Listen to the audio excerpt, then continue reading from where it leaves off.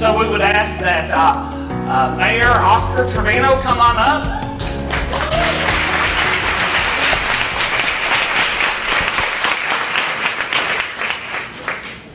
Delma, thank you. I'd like to ask Councilwoman Susie Compton and Councilman Patrick Farron to come up with me.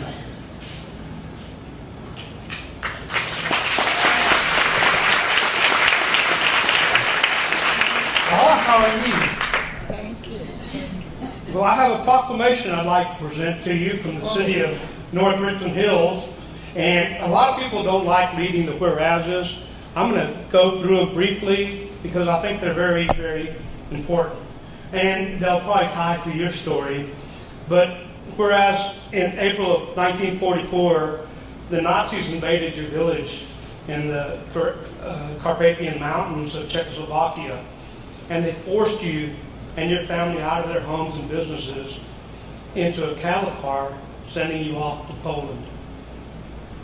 Whereas the Nazis immediately upon arrival in Poland sent your family to the gas chambers and you alone to a series of horrific prisons and work camps, which included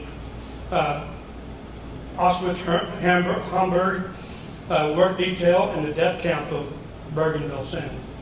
I personally have visited the concentration camp of Dachau, and just unbelievable what the atrocities that were committed there. As a teenager, Paula, you independently and bravely immigrated into the United States with $2 in your pocket. No knowledge of the English language and dreams of a better life free from tyranny. Whereas you lifted yourself out of poverty through hard work, a resilient spirit, and self-determination to become a productive citizen in the American society, and whereas you sacrificed your own feelings and mental demons to share your life story with students across the city of New York to ensure the current and future generations know about the Holocaust and learn from it. Whereas, Paula, you volunteered with the There's No Denying It campaign and the Names, Not Numbers video program, and the Show Foundation to combat Holocaust deniers and problems of hatred, racism, and religious bigotry. And whereas you, Paula, you traveled to Texas and spent your first vacation speaking to hundreds of North Richland Hills and Northeast Tarrant County community members in order for them to comprehend and learn from you firsthand. Personal accounts as a victim of one of the world's greatest atrocities, the Holocaust. Now therefore be it resolved that I, Oscar Trevino, the mayor of the city of North Richland Hills, and our city council do hereby proclaim July 19, 2021 as Paula Weissman Day in the city of North Richland Hills.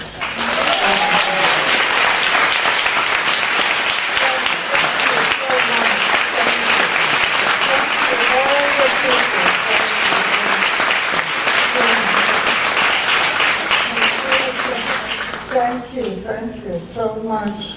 Thank you, all people, so wonderful. Look at this. So you'll have something to hang on your Yes. walls over there. Yeah, don't Off of worry. Amsterdam. I think we won't forget it. I bet you we won't forget it. So, y'all, a lot of y'all know that I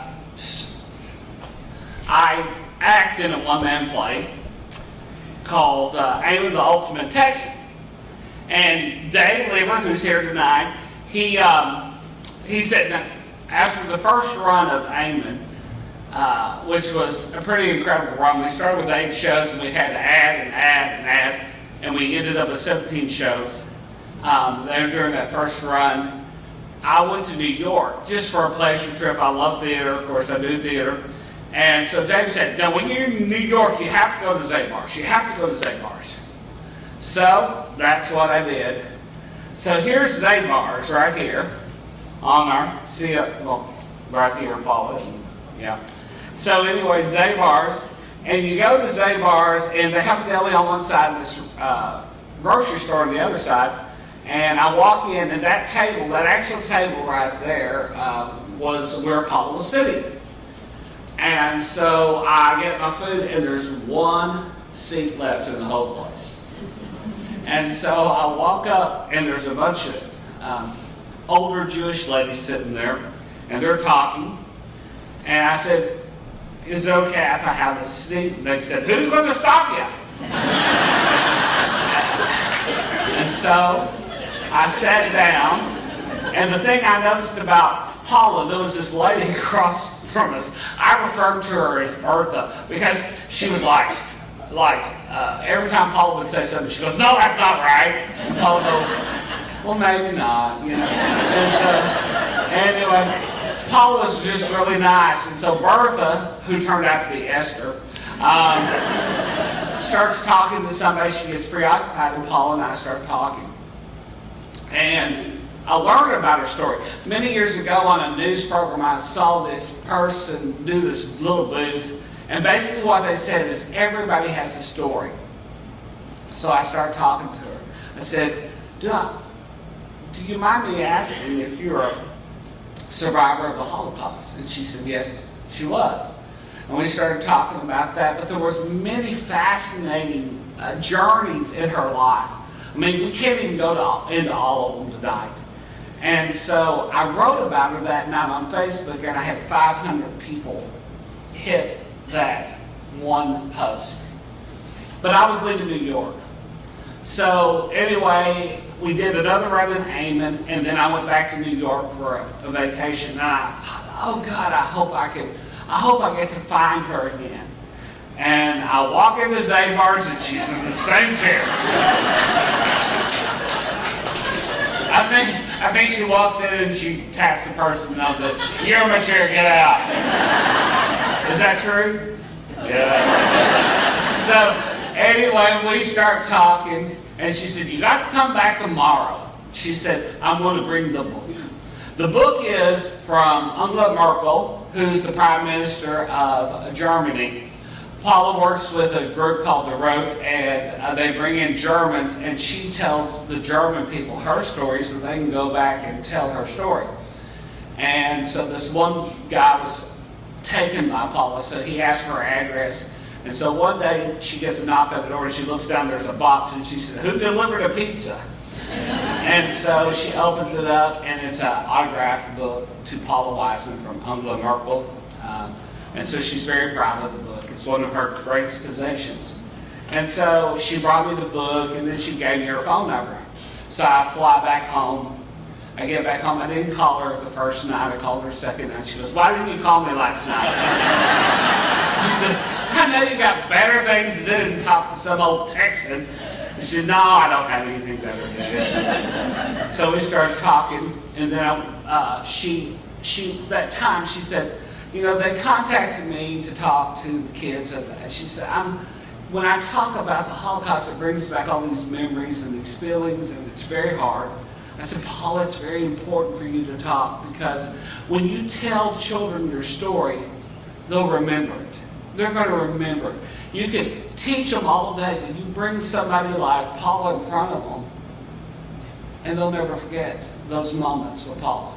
So I found out she was doing her interview, so I flew on a special trip up to New York. I said, "I'll go with you." And we went up to we actually went down to the Lower East Side, all the way down to Battery Park, where the Jewish Museum is in New York City. We went in for our interview, and she was happy about everything until they asked her when she was born. She said, "What? What does it matter?" She said, "Age is just a number." Right, Paula? Mm-hmm. Yeah.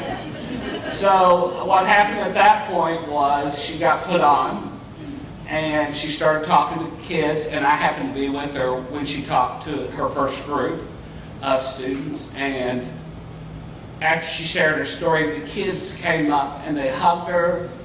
They took pictures with her. They were loving on her. And the lady at the Holocaust Museum turned to me and she said, "This never happens. They never go up to the Holocaust survivor." She said, "I've never seen this before. that's who Paula is. That's how warm she is. That's what a wonderful person she is. And so then the pandemic hit. She was coming a year ago March to Texas, and the pandemic shut us down. And she was bound and determined to come. And I said, Paula, I really don't want you to come. I said, I'll support you, but I don't want you to come. It's very dangerous. I said, call your doctor. So she called her doctor. The doctor said, don't get on a plane.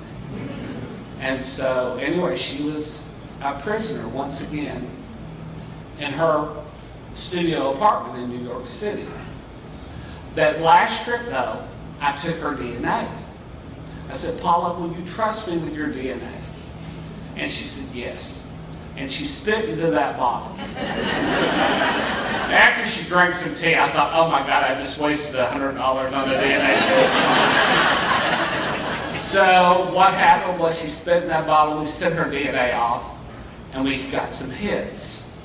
And one of the hits is with us tonight. I want to introduce John Meltzer. Stand up, John.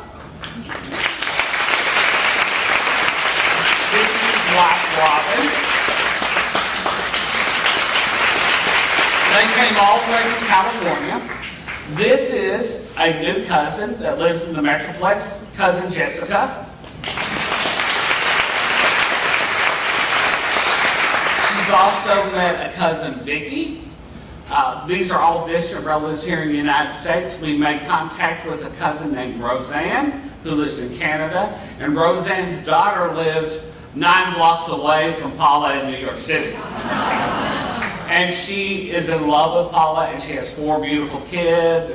And she's all over the place, and she's the most wonderful person. And Paula's just so tickled to have his family. But through Vicki and John's work, we actually found that Paula had 3 living cousins, first cousins in Israel. And one of her cousins is named Moshe Moskovitz. He has since died.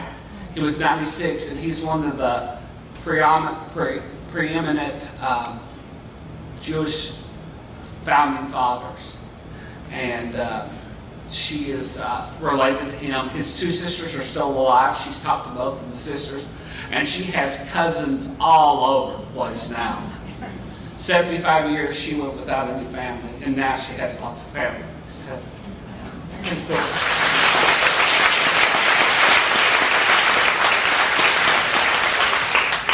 there's some other people I have to acknowledge. Jana, right here, Jana Christopher. Jana was one of the people that helped take care of Paula during the pandemic. Paula wasn't good with the remote, and her TV would mess up. And if it was on the weekend, Paula would be without television. And she called me, and I would spend an hour trying to help Paula. We would get nowhere. I said, I called Jan, can you call her? And in 10 minutes, she'd have her TV fixed. So that's Jan Christopher. Carrie Snodgrass also called Paula, and they would talk Golden Girls and hamburgers. She's the hamburger queen. And so that was very important. Susie over here called Paula on occasion. Michelle Heckathorpe. There's a lot of people out here tonight that became an extended part of Paula's life and helped her through the pandemic. Miriam Duell, which was a French teacher from Halton. Her mother was a Jewish woman during World War II. She called Paula every week and sent her a letter. I know lots of you sent her a letter. And a very important person was Janet Brown back over here. She snuck over through the back. Janet also helped Paula through the pandemic.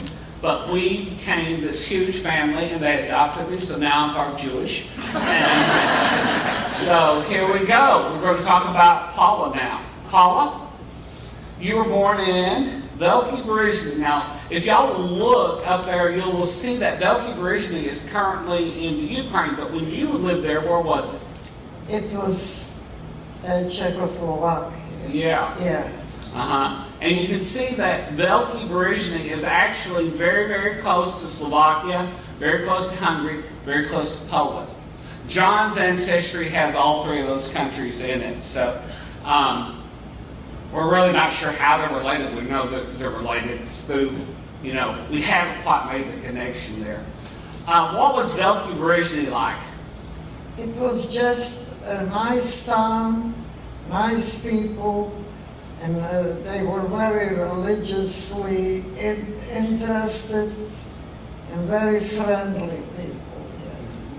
Yeah. And the Carpathian Mountains were kind of like a safe haven for Jewish people, Yes, weren't they? yes. There wasn't a whole lot of hatred, but No. when you were a kid, you went to school. Yes, and in the school, some children used to be very, they were anti-Jewish, they mentioned about.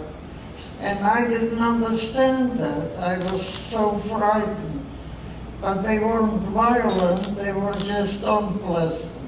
They would say things, huh? Yes, yes, I was, And they would let a preacher come into the school, some kind yes, of yes. Christian preacher, and he would Yes. tell the kids what. What would he tell them? Yeah, he mentioned that the Jews did harm to Jesus. I didn't know anything about that. Yeah.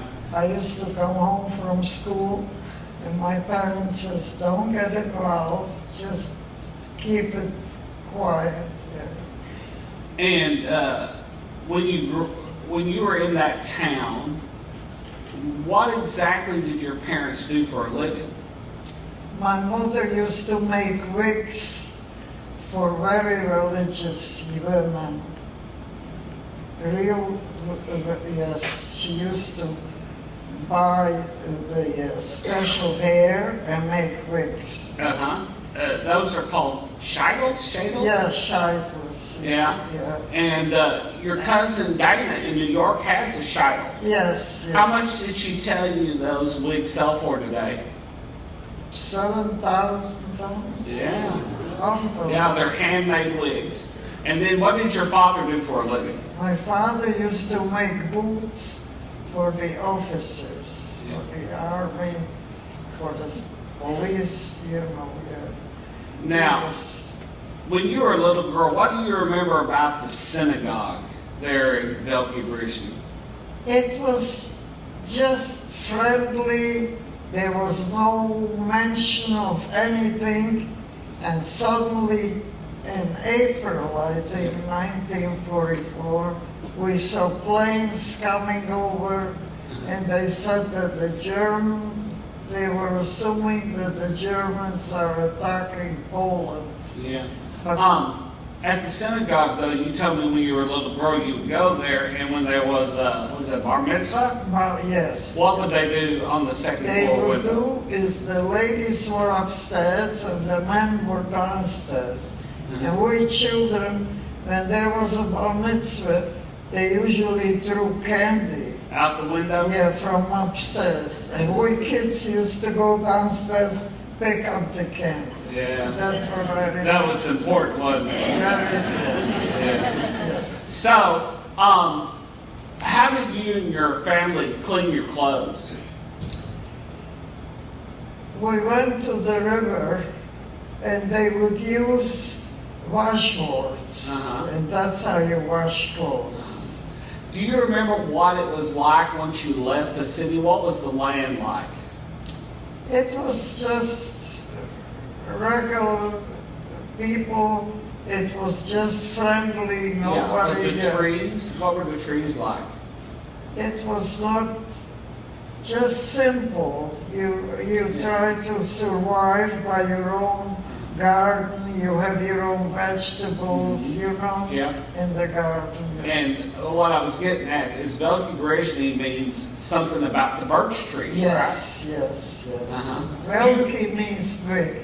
Uh-huh. And the trees were white core, so they call it the birch. Yeah, that's. And did you ever go up on the mountain and see anything? Yeah, we used to go to children. We used to go to from the school. You know, we'd have once in a, go, and there was a waterfall. Yeah. I could still see the waterfall now. Uh-huh. Does it look like that? Yeah, that's it. Yeah. It could be the same one. Yeah. It was very, very nice, very, yes. So it's you just- probably still there. You just had a beautiful existence, Yes, didn't you? yes. Yeah. Nobody talked about any negative things, nothing. Just simple life. Now, for many years, you didn't have a picture of your family at all. But through the ancestry in Israel, Yes, Cousin Tamar sent you a picture, didn't yes, she? yes, And so for the first time in your life, you now have a picture of your mother. Your mother is the lady who has the purple star on her. To the left are the mother's brothers, and down to the mother's right is Aunt Esther, who was quite a character. And the grandmother, Paula's grandmother, is sitting there. And these are the two husbands' wives and some of their children, some of Paula's cousins. And your mother was the youngest, wasn't she? yes, And she married way after them, so your cousins were a lot older than you, weren't you? yes. And when you were a kid, there weren't a lot of kids to play with, but what was the one thing your parents told you about children? What should your kids always be? It was just, I was an only child. Yeah. You know, And children what were they- to be- yeah. Children were to be seen and Yes. Not talking. No You just talking. stay on the side and you watch, you listen, you Uh-huh. don't talk. And Paula was a very precocious child, and so that was a bone of contention that she was to be seen and not heard. That's right. Yeah. So, how did you get your news in Veliki Baryshny?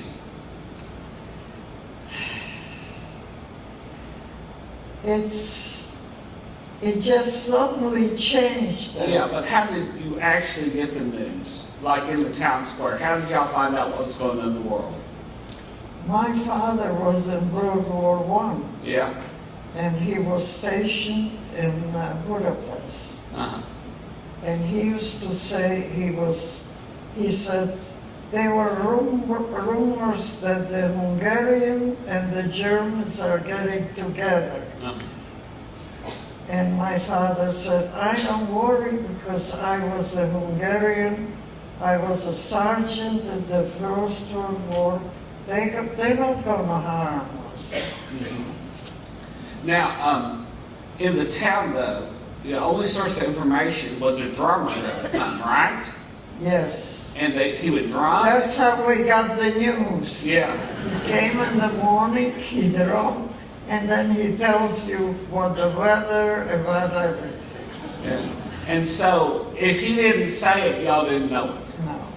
But the one way you knew for sure there was something going on is that the Russian planes were flying toward Poland, right? That's correct? Yeah. All right. So, what happened the day the Nazis came to town? They just showed up, it was April 1944, I think. Yeah. And they said all the Jewish people must get out and go to a place. They took all the people, all the families, and they put us in a large place. A warehouse, right? Yeah, warehouse like, yeah. And did they tell you to bring anything with you? Nothing, nobody said anything. The next morning, When you walked off, did you look back and see anything? When you left your house? you left the house and you couldn't take anything, any belongings, nothing. No. Did you have any pets back there? Yes, I had 2 cats, they were my pets. And I looked back and I felt so bad because they were always so close to me. But I never got to, we had to go. Yeah, and you were worried about it. Nobody spoke about anything. We just wound up in this huge place with all the rest of the people. And nobody knew where you're going, nothing. So you just were asking, everybody was going, what's going on here? What's going on here? Nobody knew anything. And so they left y'all in there. The And then next morning, we all got up and they put us in a what do you call it? In a cattle car. The cattle car was so crowded, you were like sardines. Families and everybody said to each other, what is this here? Where are we going? Nobody knew nothing. And it started going, and it stopped somewhere on the way, and there was a man putting water in the cattle car. And he was smoking a cigarette. And people asked the man, where are we going? And he flickered the ashes of the cigarette. I remember seeing that. And he didn't say anything. He was probably afraid to say. And you think when he flicked the ashes, Yeah, flickered the ashes. I'll never forget that. And what do you think he meant? I kept thinking, why would a man afraid to talk about? He was frightened because in each cattle car was an assessment with a machine gun. So he was probably scared to tell the truth, you know. Yeah. This went on a few days, maybe 2-3 days. Yeah. Next thing you know, we get up, it's 3 o'clock in the morning, and they came over, the SS, and they said, everybody get out. We got out of the place, all families, everybody, line up, and they had big flashlights like this, and they looked in your eyes. They wanted to, years later I found out they wanted to see your age. Yeah. Now, before they were flashing you in the face, did they separate the men? Yes. They said to the men, the ladies this way, and the very young ladies this way. And the men? The men disappeared. They took them away, all the men. That's the last time you ever saw That's your the father? last time, yes. So now you're walking with the ladies and they're shining the Yes, flashlight. then they put the flashlight in your face, in your eyes. And they walk away, and next thing you know, I'm looking, it's so early in the morning, and I see my mother with my brother. And I get out of this line, and I run over to my mother. I want to go, and the assessment go like this. I couldn't understand why they did that. I'm standing there a little bit more, and I go over again. And they chase me away again. And I try again 3 times. And the 3rd time they were like very, very like angry why I am going over there.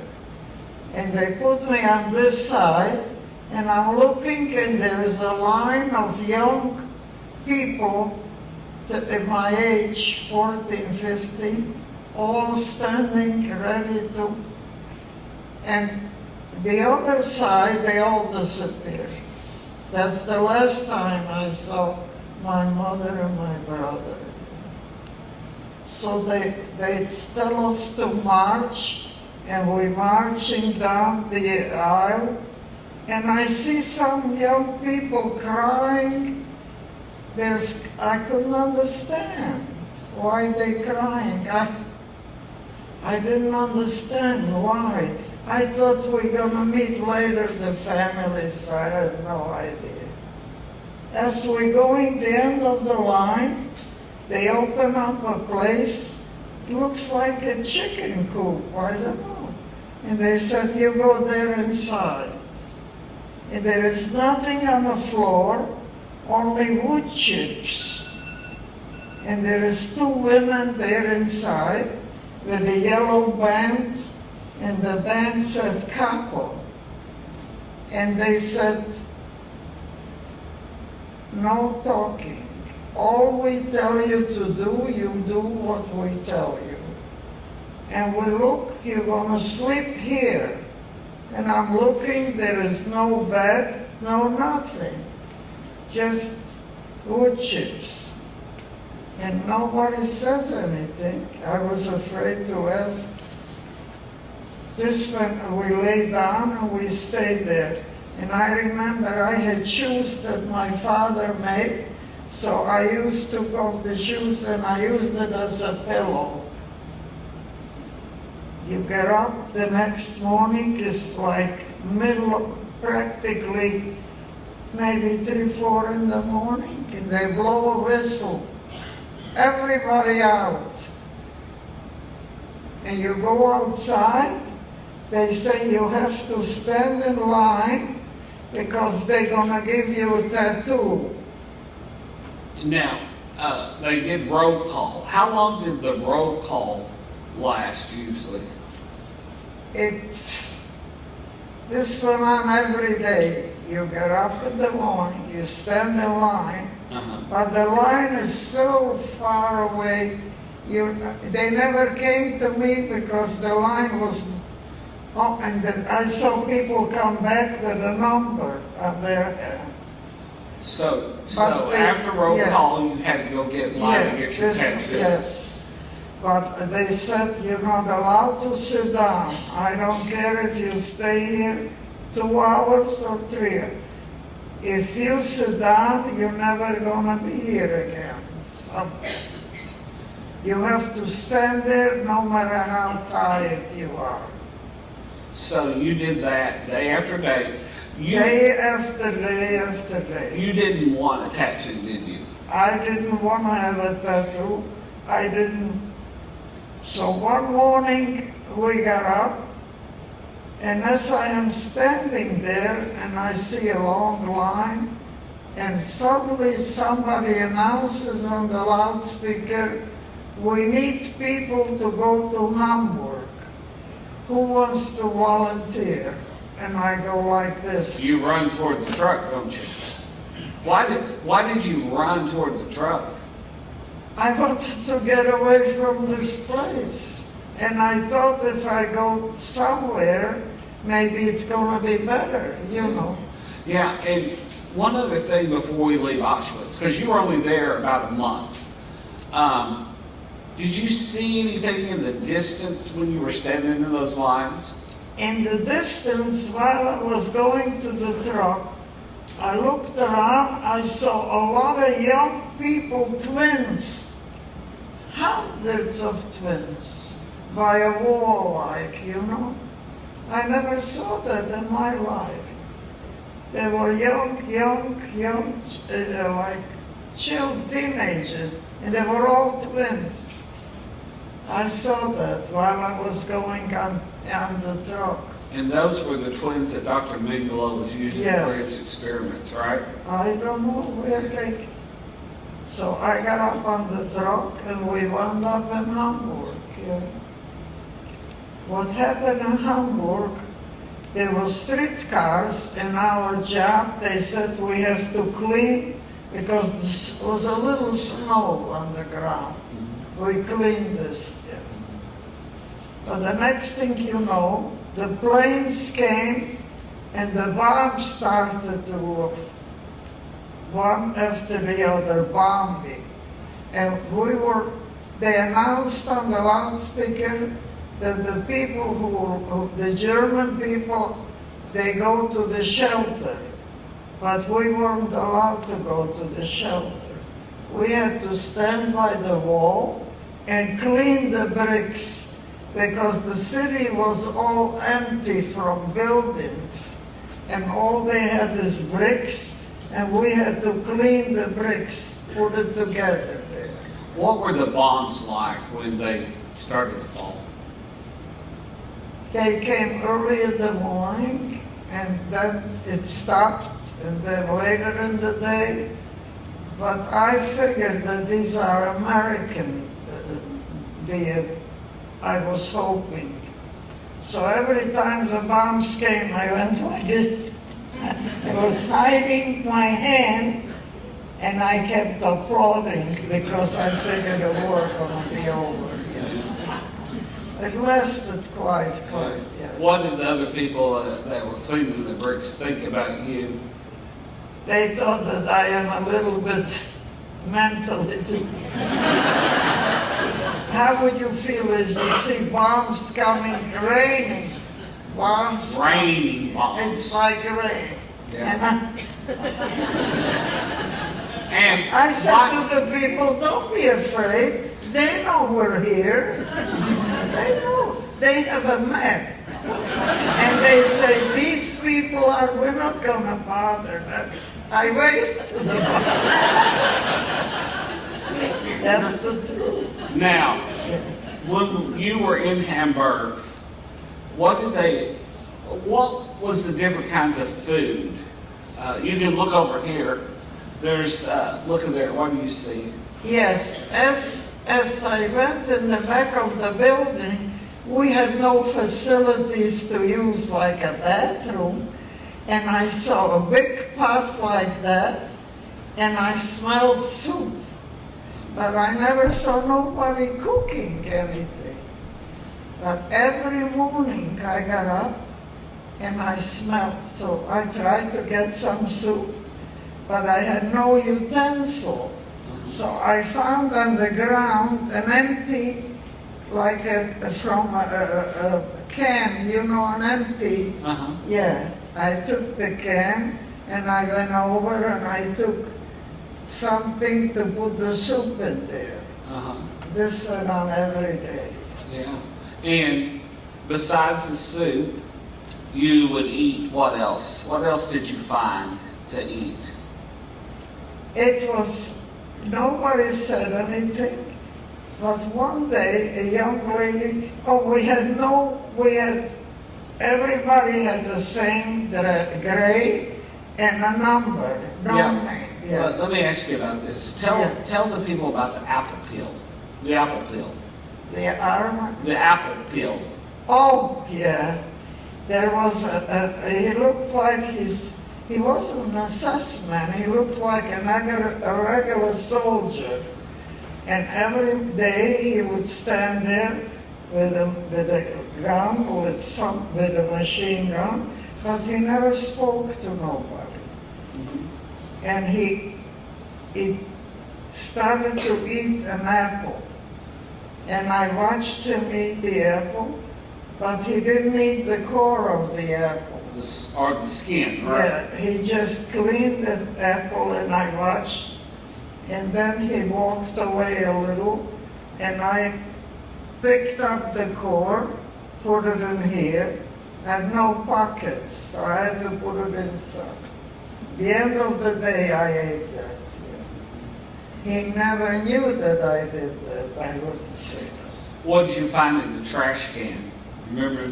Then I saw trash cans on the sidewalk.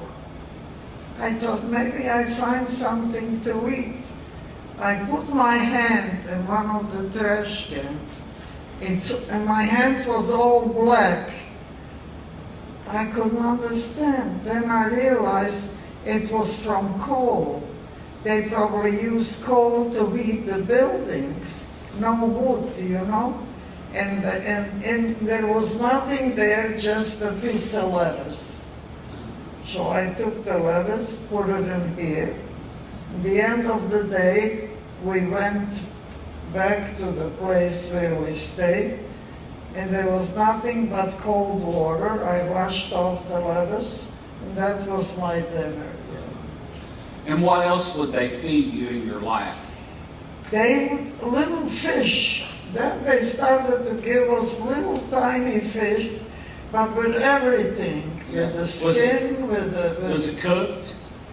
I don't know. I don't think they cooked those, you know. They just found them in the ocean because the water was right next, you know. Yeah. So they would just plop. Yes, they just gave you that with the skin, with the tail, with everything. But at least you had something, you know. Yeah. Now, how did they give you baths? A bath. How did you take a bath in Hamburg? They would all take us to a place with a big empty room, like a big, and they took cold water and poured cold water on us. All y'all were in the room together? Yes, and big pots of water. Nothing, no soap, no towel, no nothing. And this went on once a week only. Once a You week. were lucky if they took you there once a week. And the part of the time you were there was the winter too, wasn't it? Yeah. And so that pot of soup was really good. It helped you through. And you told a girl about the pot of soup, didn't you? And what did she ask you? One day, a young lady came over. She had a number. She says, could we exchange uniforms so they wouldn't know that I don't belong here? You'll take mine and I'll take your uniform. I would like to get some soup. I said, okay. We exchanged the uniform. I took her uniform with a different number, you know. That day, the end of the day, I hear people say that there was an explosion. And all people who went to work that day in that direction, they got killed, you know? It was a terrible, terrible thing. So if you hadn't been willing to share, you would have died that day. It was a shocking thing. I don't know what happened to those people. They never came back. They disappeared. You know, they barely fed you anything. Did you ever pass out or get sick in Hamburg? It just went on day in, day out, the planes, the bombs coming, and the same, repeat the same. Yeah. Did you ever pass out? One day happened, I don't know how that happened. I don't know what happened to me, but I was on the ground and I was dreaming that I am home and my mother is making cinnamon buns and I'm climbing up to the closet to get a bun. And I wake up from the dream and I see two men standing, one on each side, and they're looking at me. What could I tell them? That this is a dream? They're gonna think that I'm making it up. So Finally, you they just tried, passed out, yeah, right? that they realized that I passed out, that it wasn't they said, you gotta go back. I heard them talking to each other, we gotta go back where we stay overnight. So they helped me get up from the ground and they put me on the truck with all the rest of the people. But I weren't allowed to go with the other people together. They put me in a separate place because they were afraid that maybe I had a disease, you know. And I'm all alone in a room. I don't know, but I hear them talking in the next room, all the rest. A few days go by. Finally, they open the door, and they look at me, and they see I have no disease, so they let me with the rest of it. And so you continue scraping bricks, and in 1944, they had Operation Gomorrah, which was constant bombing. Constant, yes. Yeah, Hamburg was on the river, and it was a main industrial site. I thought this is going to be forever. I never thought I'll get out. It's going to be an end of this. But the next thing you know, I don't know, I wind up in Bergen-Belsen. Mm-hmm.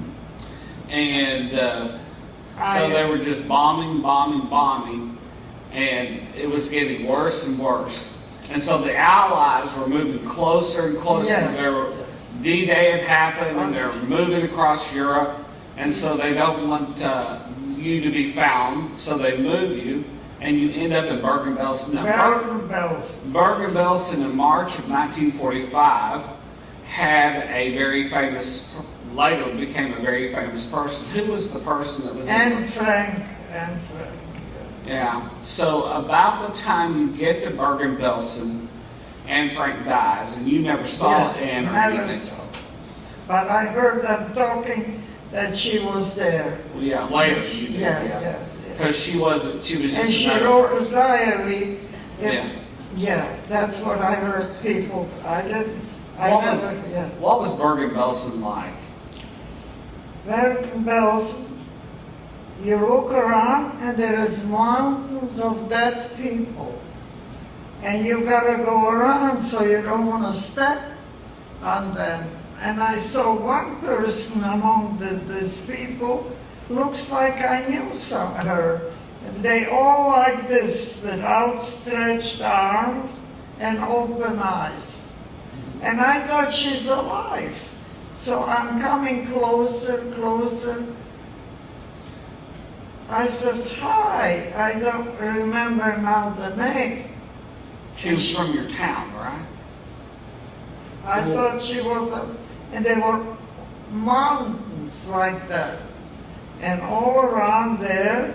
And then somebody said, you go inside, and there is a kitchen, and they cooking some big, it looked like some kind of, what do you call White it? roots. Yeah. And they said, you want to work here? I said, okay. They stand all day and they put those big things in the water, and the end of the day they give you to eat. And there is nothing inside, only liquid. Now, Paula, I know that you have the ability, in order for you to survive, you blocked some things out of your mind. In Bergen-Belsen, there was a lot of lice and fleas, and typhus was spreading everywhere, and that was causing a lot of people to be sick and to die, and starvation. It was just the most horrible place, wasn't it? I don't know, nobody's talking, everybody's frightened.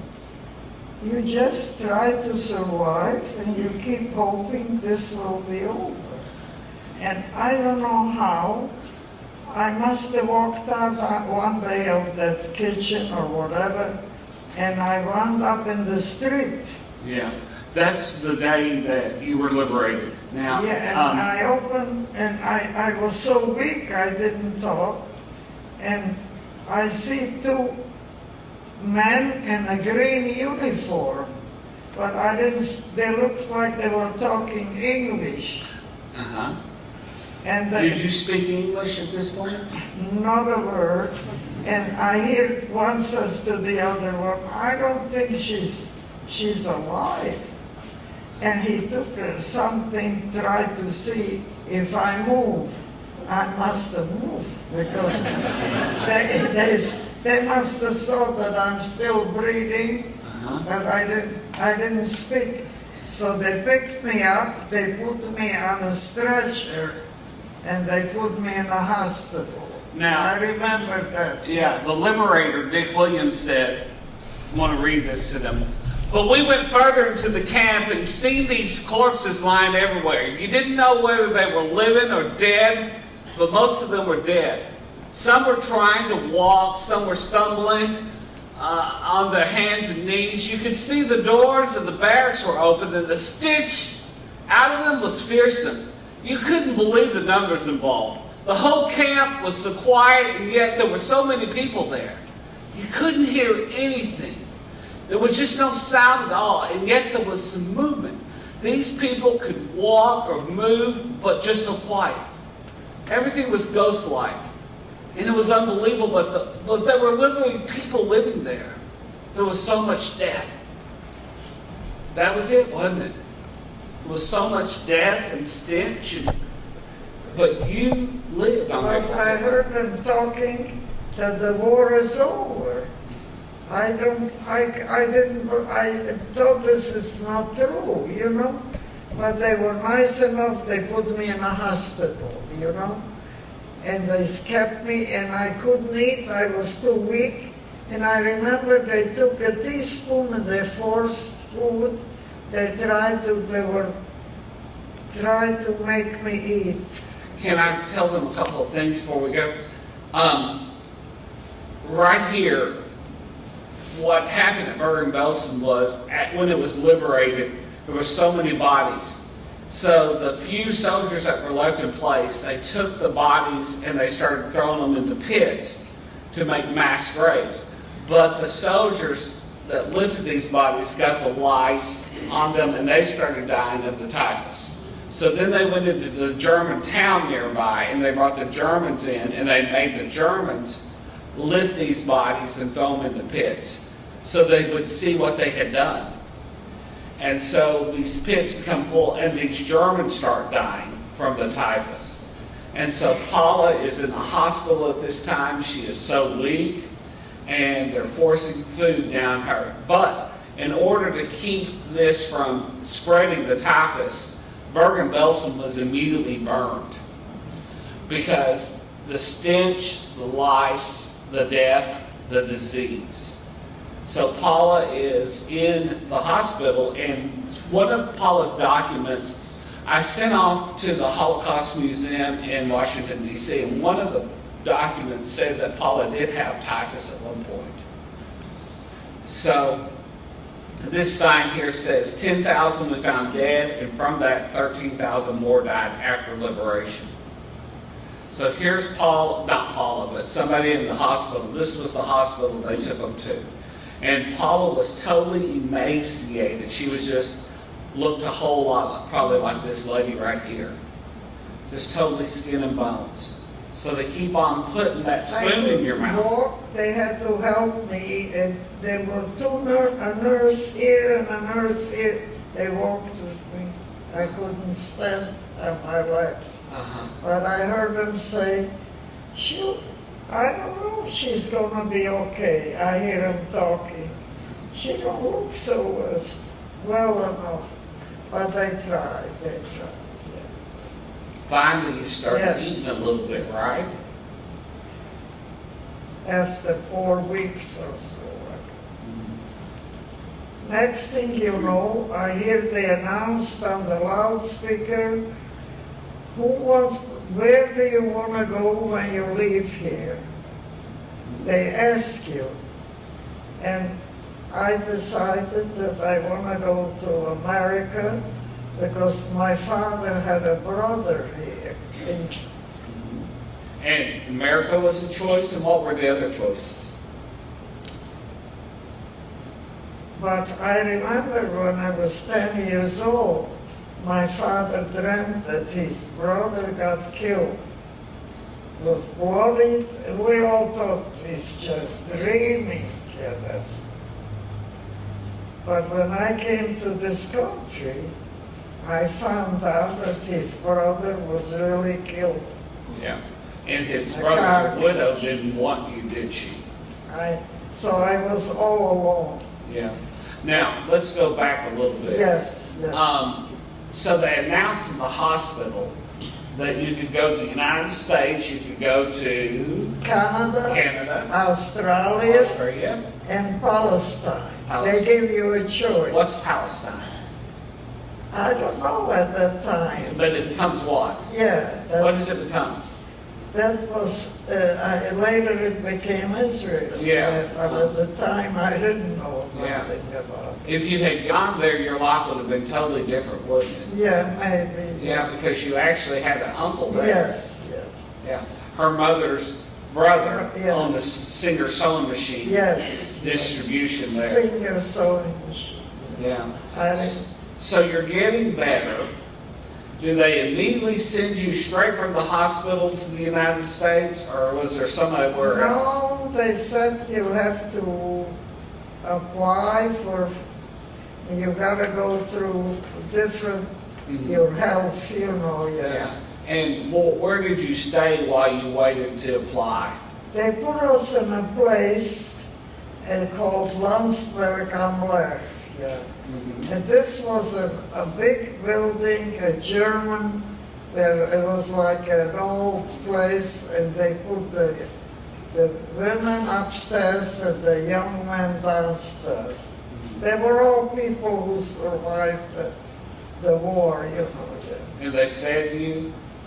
They kept us soup every day they gave us. Uh-huh. And so y'all began to Yes. put on some weight and become Yes, healthy? yes. And it was pretty crowded, wasn't it? They said yes, but I decided to go on the highway. I had no money to travel.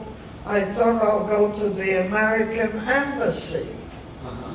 So I'm going on the highway, and there's nobody there. I have no money, and a Jeep goes by, and I go like this. And they stop, and I don't speak English. And there are 4 officers come out, and I say, "Me go America."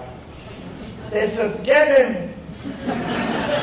Now, But they knew where I am going. and when they stopped, they were African-American men, weren't they? Yes. Yes. And so they put you in there, and they drove nice and safe, all of them. How'd they drive?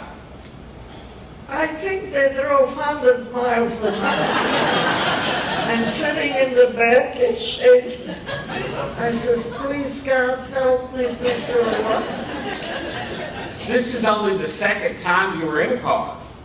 Never was in a car. Yeah, a truck. Yeah, you've but been they in a went truck. so fast, and they all had a lot of things here, like Medals and medals. Yeah, yeah. they were. Yeah, Did they know where to take you? they knew, but I didn't know where they're going. Uh-huh. But they knew that I'm looking for the American Embassy. They had an idea. Uh-huh. So they stopped in Munich. That was the place. They opened the door. They, "Get up." I go there, and somebody says, "What do you?" They saw that I am looking for some American. They say, "Go to the 7th floor."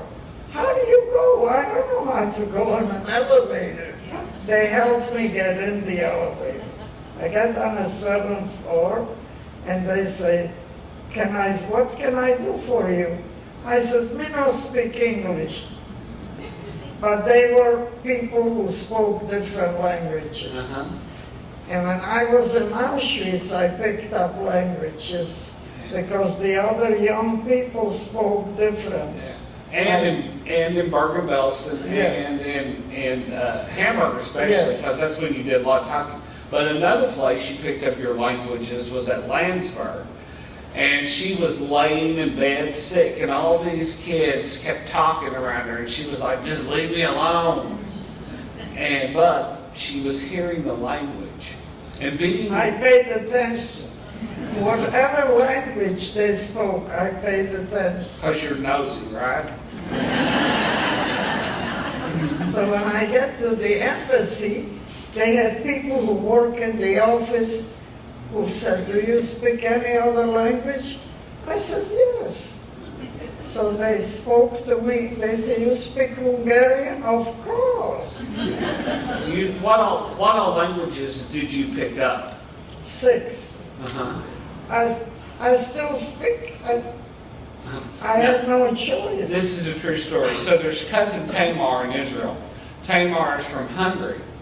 So cousin Vicky contacts me, and she says, "I got this cousin that wants to talk to her, but she only speaks Hungarian. Can she speak Hungarian?" I said, "I don't know." So I called up Paula, and I said, "Paula, okay, I want you to respond to me in Hungarian. I'm going to ask you a question in English, and you speak back to me in Hungarian." I don't have a clue about Hungarian. I said, "What's the weather like in New York today?" And she goes, let me ask you. Okay, I want to ask this question in English, and you respond in Hungarian. What was the weather like today in Texas?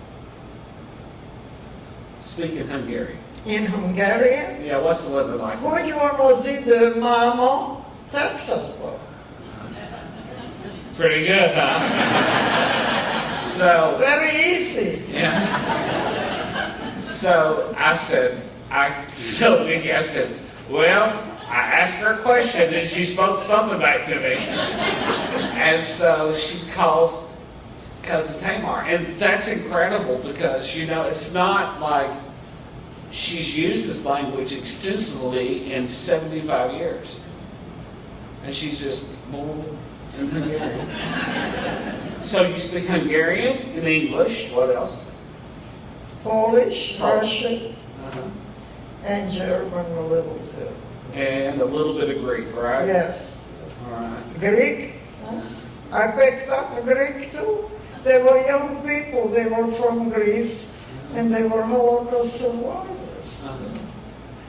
But, you know, those languages were easy because they were all around talking all day long. You had to pick up the language. It wasn't so difficult. Yeah. I know foreign language is so easy for us.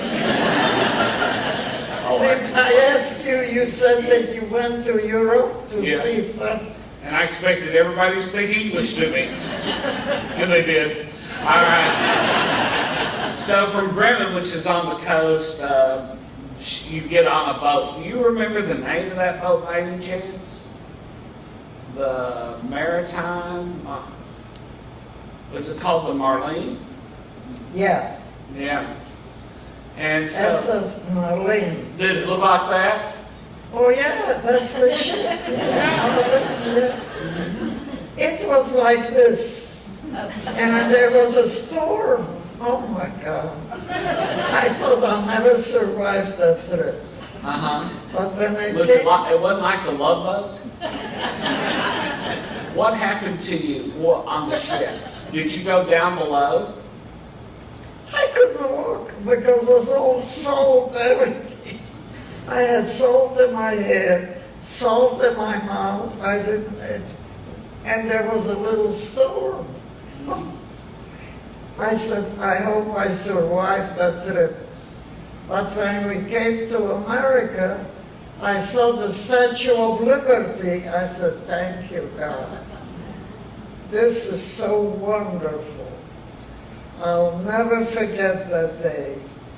So they took us on board, and they said, everybody who smokes gets a carton cigarette, and who don't smoke gets $2. So you started your life Yeah, with $2. in this country with $2. Yeah, with $2. That's all you had. And how many dresses did you have? One dress and $2. And then from there she went to the aunt's house. The aunt didn't want her. Then they put me in a hotel somewhere in Manhattan, Yeah. and after 3 days, they take you, they say, go downstairs, talk to somebody, and they said, you gotta get a job, and you gotta go to work. I says, I don't speak English, I don't know what. They said, you can't stay here because new people are coming, new arrivals. Yeah. And it took you 3 days because you were laying there and the room kept spinning from the ship. I thought I'm still on like this. I had to hold on to the side of the wall to go downstairs. It was still. And I'm going downstairs in the lobby, a man is walking. He looks like, I says, and they had phone booths. I never saw phone booth. I didn't know how to use a phone booth. I have no money, just the $2. I says, excuse me, do you speak anything? I don't speak English. He says, what do you speak? I says, I speak different language. He says, do you speak Hungarian? Of course. He says, I says, I must get a job. I must get a place to. He says, I know a family, they're Hungarian immigrants, and they have a little girl and they need a nanny. I says, I take it. That was my first job, 3 days in America. Yeah. And I took care of the little the girl. little girl's name was Giselle, right? Yeah. But they didn't pay any, you know, they just, I got maybe $3-4, I don't know. So I'm walking with the little Yeah, girl. we're not going to go into all your jobs because if we did that, we'll be here all night. Yes. All right? But I will ask you this. So at that job, you were very dissatisfied because they had a bar downstairs, right? And what was your bed right over the top of? What was, All night was music in the bar. What was it, a jukebox? I don't know what a jukebox. I couldn't sleep all night long. They put money in, I guess, I don't know what. yeah, and so she was right over the jukebox. So she left that job. And there's a whole series of jobs throughout the years. But at one point, she eventually meets a guy. We're going to skip on because I'm going to hit the highlights here so we don't take up all y'all's time tonight. And she meets a guy from at a restaurant. And y'all start talking, right? Yes, yes. And he was a waiter at the airport. What was his name? Bernie? Bernie, yeah. Uh-huh. And so Paula was kind of smitten with Bernie.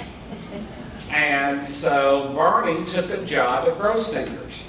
Now, for y'all who don't know what Grossinger's was, I didn't know when. That's in the mountains. Yeah. Uh-huh. And it was a hotel. Jews weren't really welcomed around the world. And so they built their own hotels up in the Catskills. And this is where the Jewish families would send the wife and the kids up to the Catskills. The husband would stay in New York all week.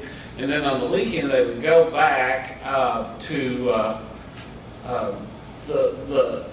these clubs. And there was a bunch of them, but Grossinger's was the biggest, the fanciest. Very. And Barney took a job as a waiter there, right? And this is where Milton Berle sent his mother every summer, so you knew it was a nice place. And so Barney gets a job there. Did he have any friends up there? Yes. Yes. And what was the problem with the friend? Do you remember? I'm trying to remember the friend. He became then the monster. Yeah, he became in the Munsters, but he wasn't a very good waiter, was he? He knew nothing, right? How many pairs of black pants did he have to wear? One, And it was on its last leg. And so Bernie and Paula, y'all would go out to eat. What kind of food would you eat? Chinese. Chinese food. Y'all would sit there and talk about their day. Yes. And They worked all day. yeah, at And Grossinger's. I couldn't, it was an expensive. Yeah, he would sneak you food out the back sometimes, right? Yes, yes.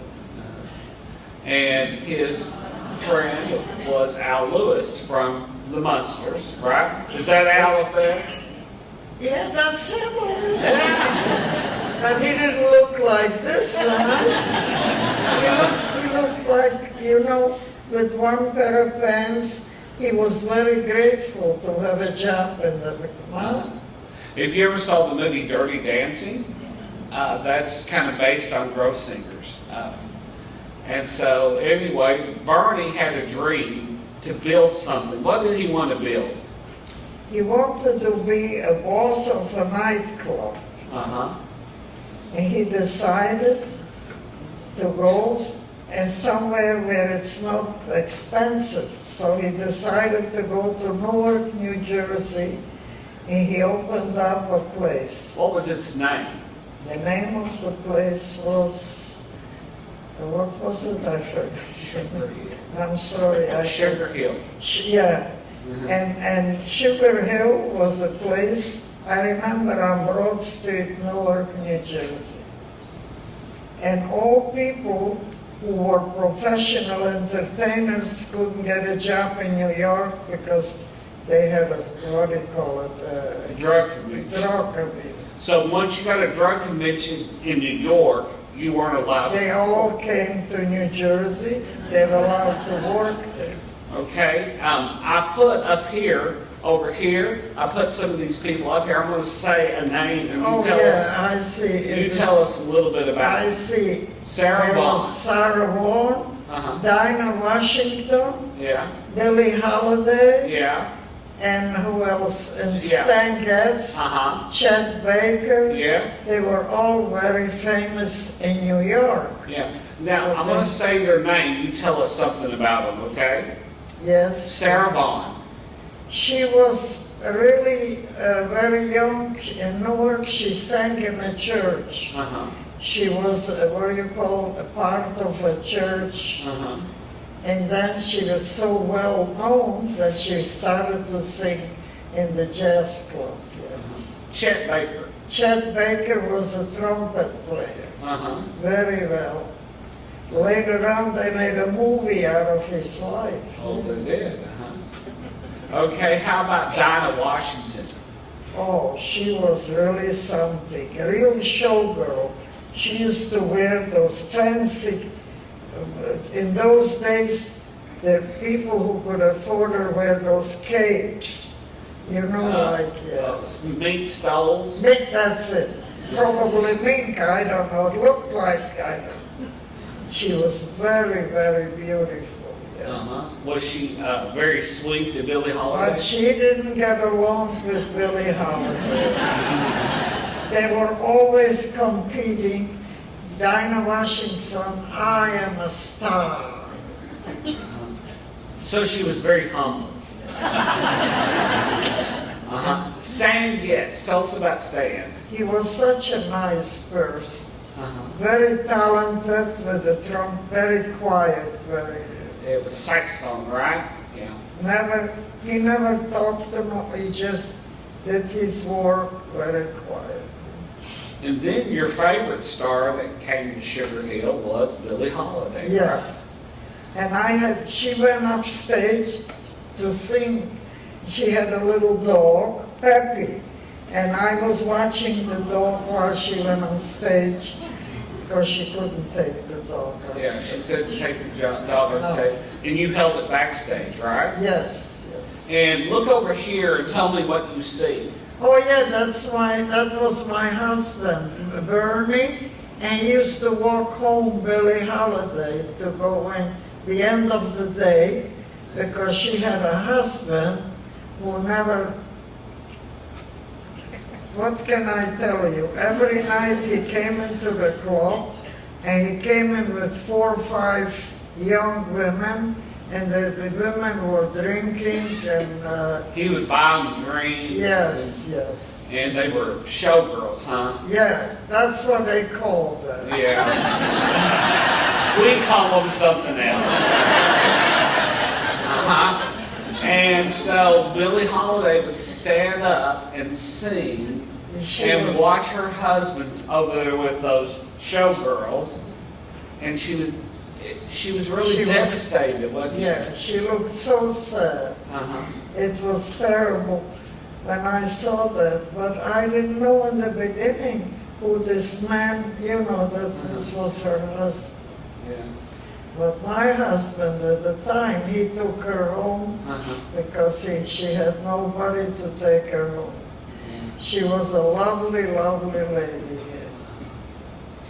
So the marriage didn't work out because Barney wasn't very affectionate, and he wasn't a good businessman. And Paula's life, she just, was on the verge of like a nervous breakdown, and she knew she had to get out of there. So she left there, and there's a whole nother series of jobs. And finally, you end up where? Where do you end up at? I got a job in Fine & Shapiro, 72nd Street in Manhattan.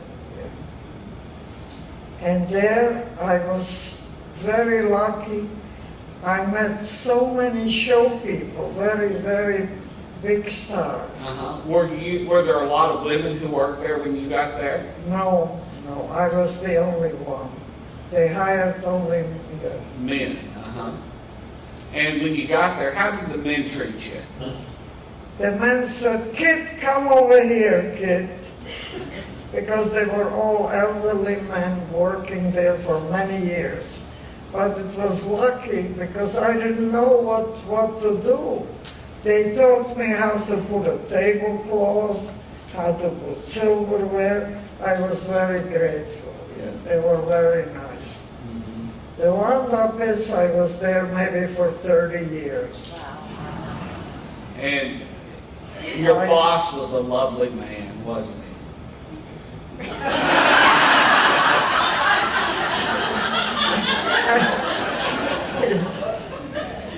I was so scared when I saw him, I was shaking. And you're not allowed to sit down, even if you have no customers. That happened a lot in your Yeah. life, right? But the people told me who've been there many years, when you see him, don't sit down. Go in the back and you hide there, maybe you grab a seat if he's not there. But the people who came, they were so wonderful. Was it a cheap restaurant? Cheap? Well, some very, only rich people could go there. Okay. How much was the sandwich? You remember? Maybe $12 or $15. Back in the 60s and 70s? That was the best. Corned beef was pastrami.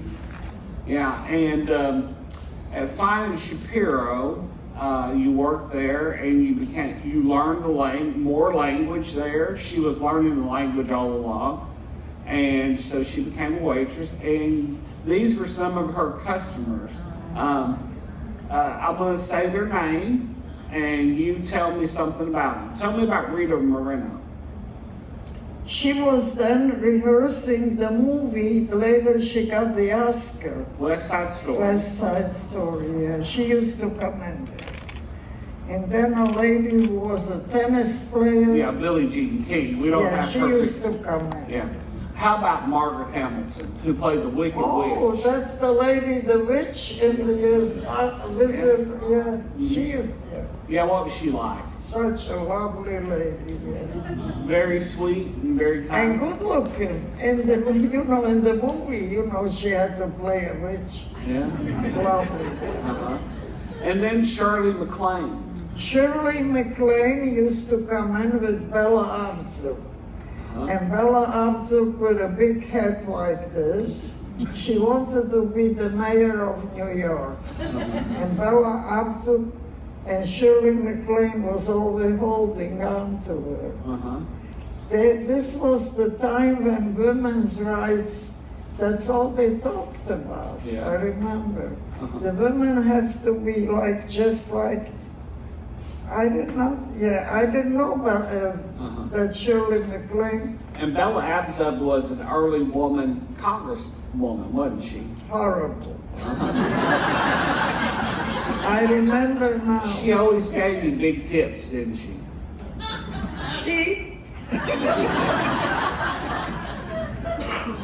I remember one day she came in with her mother. She gave the mother, it was Mother's Day. So she told the boss she needs a table for I don't know how many people. She thought she gonna get free maybe, I don't know. And she saw the bill, I thought she gonna die. She didn't like the bill, did she? Jason Robards. Lovely man, lovely man. But you made the biggest mistake. He used to come in every week. But I made a big mistake. Yeah. He came in one day. I said, Mr. Roberts, you look like Humphrey Bogart.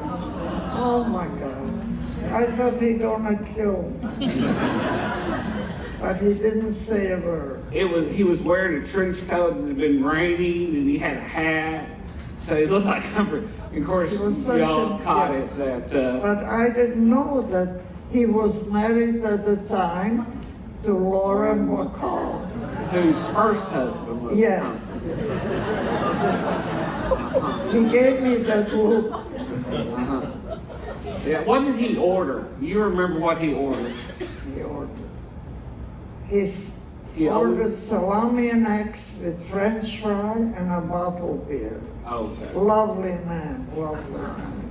Ed Koch, the mayor of New York. Ed Koch, you know how smart he was? Well, how He smart? used to come in with Bess Myers, She Miss was Miss America. Miss America. First Jewish Miss He America. wanted the people to think that that's his girlfriend. And everybody knew that.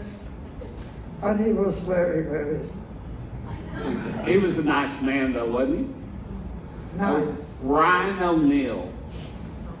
That was his first movie. I remember he just started, a young kid, maybe Uh-huh. 24, 25 years old. Yeah. Tony Randall. Tony Randall came, he was at that time maybe 50 some years old and must have lived in the neighborhood. He came almost every day at the counter. He didn't sit down, but he bought stuff to take out. Yeah. So, He made movies with Rock Hudson and Doris Day. Yeah. You know that.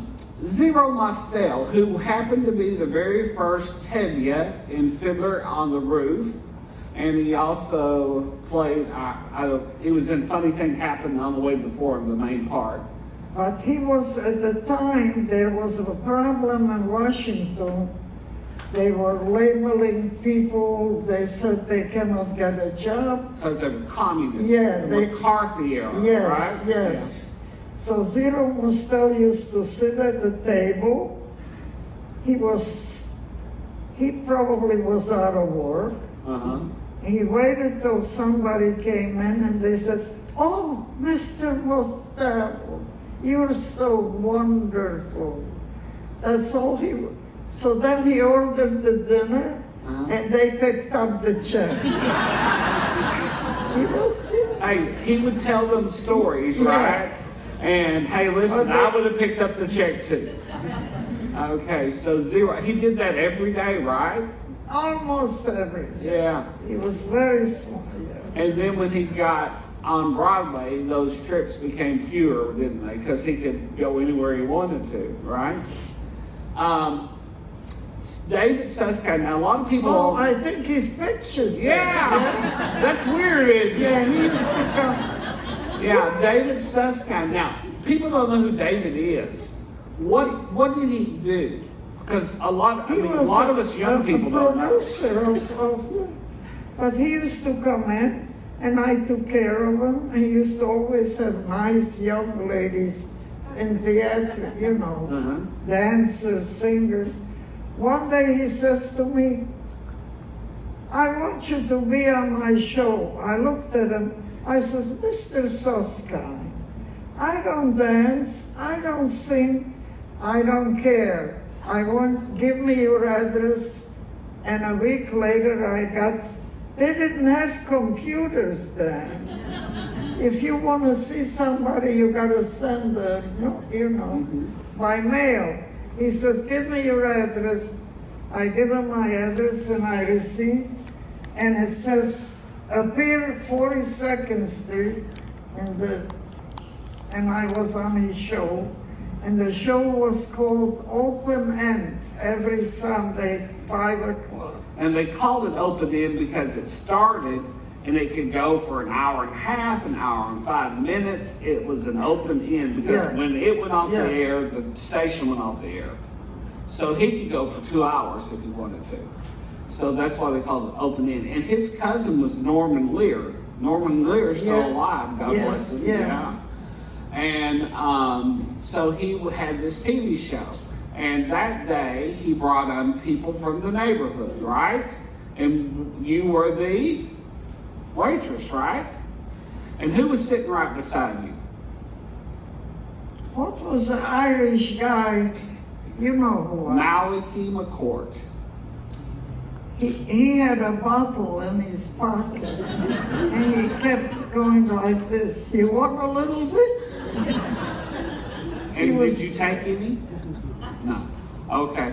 And Malachi McCourt owned the bar. Now, for those who don't know Malachi McCourt, his brother is Frank McCourt, who wrote Angela's Ashes. And Frank McCourt, Malachi McCourt appears, he's still alive, he's like 89, but every time they needed an Irish Catholic priest in a movie, they would hire him. And he played an Irish Catholic priest in Oz and different movies and stuff. So he was there, and that was a running joke. Very nice. He kept on trying to get you to drink the hooch. And then there was a taxi cab driver on that show. That man was very interesting. Oh, he was. He had a man in the cab, he said, and the man stopped somewhere in 40 seconds. He got out and he left a big satchel. And the cab driver saw, he didn't know, and he looked on the top, it said Texas and the address, of the man. But he didn't open it. He said, I didn't touch it. But he saw that the man, he went to a hotel and he said so-and-so, and the man came and he looked at him and he gave him a lot of money for the suitcase, because what was in that briefcase? But the cab driver didn't open the thing. Yeah, what was in it? Do you remember? It was a lot of money inside, right? Yeah. Yeah. But the cab driver says, he gave me a nice tip. Yeah. That was Shelley Winters. Shelley Winters used to come in. She had a co-op in the same street with the restaurant. She used to ask me to come and visit her after work. Yeah. I used to go there, sit with her. She used to tell me she was born in Brooklyn. Yeah, she said her parents didn't want her. She only married Italian men, and the parents didn't like that. She should have married a good Jewish boy, right? Yes. But she married one Italian man, and they had a daughter. And the daughter is now in Connecticut. Yeah. She's, we tried to contact we the daughter. tried to reach her. Yeah. We struck out on the daughter, and we struck out on Malachi McCourt. But we've hit a lot of home runs looking up people, haven't we? We found her brother, Jana down here found her brother-in-law that was a little boy when she was married to Bernie. And now they talk, and actually Michael's going to come visit you in August, right? We also found the author of the book. There's a book called Billie Holiday at Sugar Hill, and there was a photographer who came. I think Shelley Winters is there. Yeah, that's weird, isn't it? Yeah. Oh, she looks so good there. Yeah, that was a very good movie for her called Poseidon Adventure. She died in it, yeah. She looks terrific. Yeah. I still see movies now that she used to make, yeah. And this is another thing about Paula. During the pandemic, she had limited television. And so the doctor said, you should get Turner Classic Movies. And she didn't have that on her channel, so I said, well, Paula will add it. And Paula didn't know if she had money or not, because the lawyer takes care of everything. I said, if you get in trouble, I'll pay for it, but I want you to have Turner Classic Movies. And so Brady Limmer, one of my former students, I called him, and he went to her apartment and downloaded it, and he became a friend of yours, didn't he? And he helped film you for There's No Denying It campaign. And he's one of your favorite people, isn't he? He's my legs in New York when I can't be there. So we've created a village. One last thing about finding Shapiro, and then we'll let these fine people go, and we'll thank them for their time and just close it a little bit. But there was one night in Finding Shapiro when about a block away something bad happened. Terrible, terrible. I remember everybody was sitting at a table and somebody came in and they said, John Lennon just got shot. And they all ran out. All the the people left the day, it was terrible. But nobody knew he was killed. They just thought that he was hurt. You know? The Dakota where he lived, Yeah, about a block. yeah, right. block That away. wasn't too far. And now every year they're having a party in the Central Park. They celebrate, you know, his life. Yeah. And you were there that night. Sad, it was very sad. Yeah. So you rose from the ashes, you created a life for yourself, and you married a second time named Anthony. A guy named Anthony. Y'all were together for a very long time. Anthony passed away in 2017. At the time of his death, he was in the hospital, and Paula said, "I'll be back to see you tomorrow because I got to go to the doctor." So she went to the doctor, and when she went to the doctor said, "There's an ambulance waiting for you downstairs, and they're going to take you to the hospital." And turned out she had colon cancer, and so they operated, and she met a lovely doctor that helped her a lot, named Leslie. And Leslie fought for Paula and fought for her advocacy and said that Paula was a valuable person and had a lot to give the world. And so they got her help and aid, and Paula came back and became very healthy. And when I would go to New York and I would follow Paula, I would be like, "Can we not stop and take a breath?" You know? And she's amazing. Amazing person.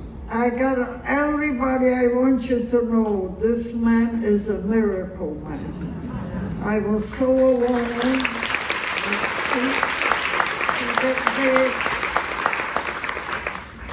I was all alone when this happened, this tragedy, left in a room, nothing, I just couldn't go on. And I met him and say, well, you know, and he changed my life.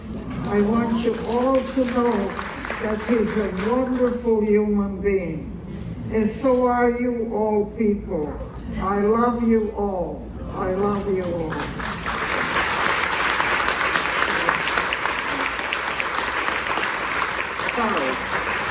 So Paula, is there anything you would say? Do you have any animosity? Do you hold? No. I feel that if you love people, it helps you. It's not just that it sort of makes you feel you want to live, and you say to God, thank you, God, that I survived all the other things that I went through. But these people like this, they give you so much hope. And so are you. I'll never forget you. No. And you've forgiven the Germans, haven't you? Yes. Yes. So I decided that God is good. I want you to know, no matter what happens, don't be bitter, don't be, try to get the goodness. It's so wonderful. I would love to, every one of you. I said to Calvin, can I kiss everybody? He says, you gotta be careful because you're all so wonderful. And he says, you'll come to Texas. You wanna meet the people. Don't worry, don't feel bad. Every time he would call me, he says, don't get like depressed. You are a celebrity. This man saved my life. I want you to know that. He gave me so much hope. That's enough about me. Okay? I don't care. The people, they all know. You got it covered. They want to know. They know. And they should know. Because he's such a good human being, I tell you. Do I always tell the truth? Well, that's another story.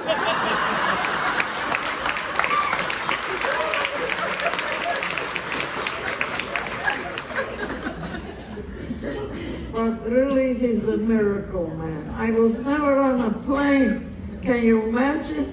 We get to the airport in New York. He brings me he's telling What you telling the people on the way? I was telling them about you because it was your first plane ride, and you're just barely over 40, and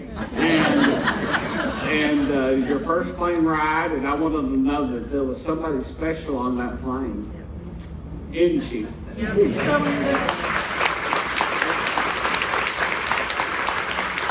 I will tell you this though, Paula hates wheelchairs. I said, now Paula, when we get to the airport, you've got to get in a wheelchair, because you know how airports are, they can be forever and ever. You know, her legs will give out. And she said, what do you say about wheelchairs? Wheelchairs are for who? That's for old people. He says, you go in a wheelchair so you wouldn't have to walk to... What? Old people? I said, suck it up. You're going to get in a wheelchair.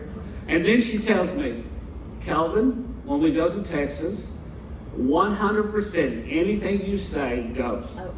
So then I said, okay, I'm going to wash your clothes. No, I'm going to wash them. And I said, you said 100%. Well, now it's 95. And I think it's going to be about 0 before this trip's over. She is, what do I say about you? One last thing. What do I say about you? What do I call you? You're a bull... What is it? Bullheaded. I never heard that. So anyway, we want to thank you all for coming out tonight and spending this evening with Paula. Paula wants you to know that the Holocaust was real. She told Mark Zuckerberg that in the campaign to get all the Holocaust deniers off of the internet, the Facebook, and she filmed her monologue, and we worked on our monologue. That was one thing we did in the pandemic, and Brady filmed it for us. And one day after the Holocaust survivors kept on being spread all over Facebook, Mark Zuckerberg took off the Holocaust deniers off of Facebook.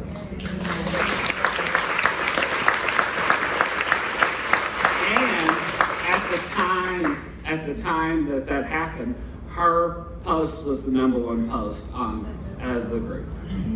So, you know, one person can make a huge difference. So, thank you for your time. Thank you for spending this evening with Paula Weissman.